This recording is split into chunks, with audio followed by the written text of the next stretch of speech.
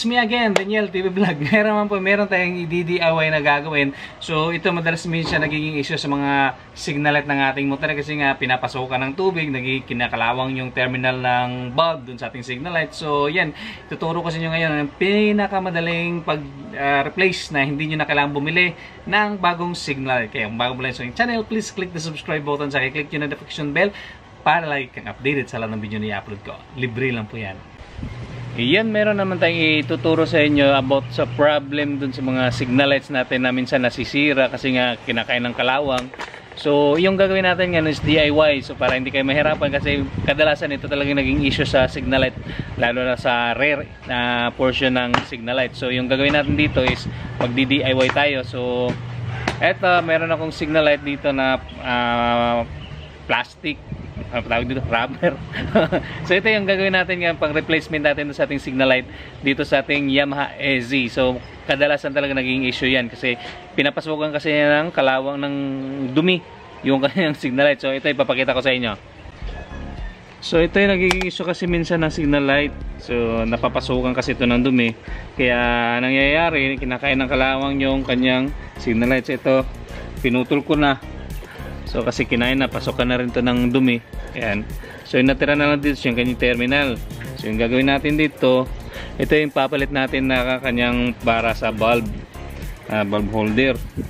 So ito yung ilalagay natin dito para meron pa rin tayong signal at hindi natin kailangan palitan pa ng buo kasi sayang eh.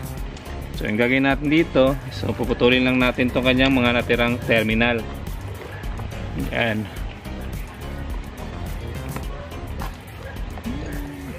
Tapos ayan, so ganun din isa, ganun din.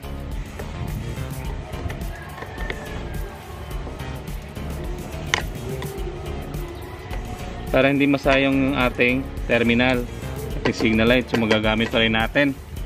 Tapos ito naman, so puputulin din natin to. Ayan, bukasan na ito ng konti. Ayan, patay tayo dito, mapapirated na naman tayo dito. Mayroon tayong background na nagbibideo. Okay, ito. Ayan. Tapos yung gagawin nyo dito, hihinangin nyo lang, pagdugtong nyo lang yan dito, oh. Ayan, pagdudugtungin nyo lang yan para at the same time stock pa rin yung gamit yung signal light.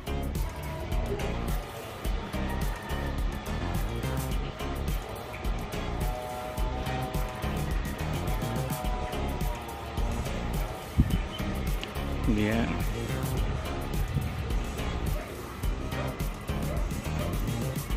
So yan, natapos na rin nating ipagdugtong. So try natin yung signal light natin kung okay na. So ilawin natin.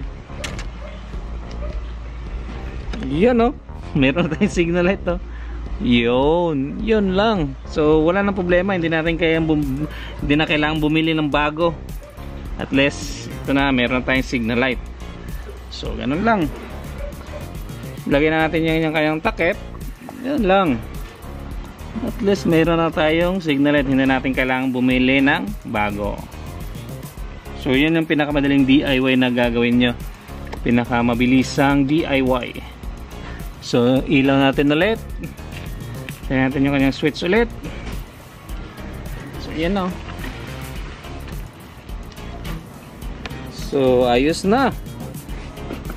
So wala na problema yung signal light natin, okay na. It's my life.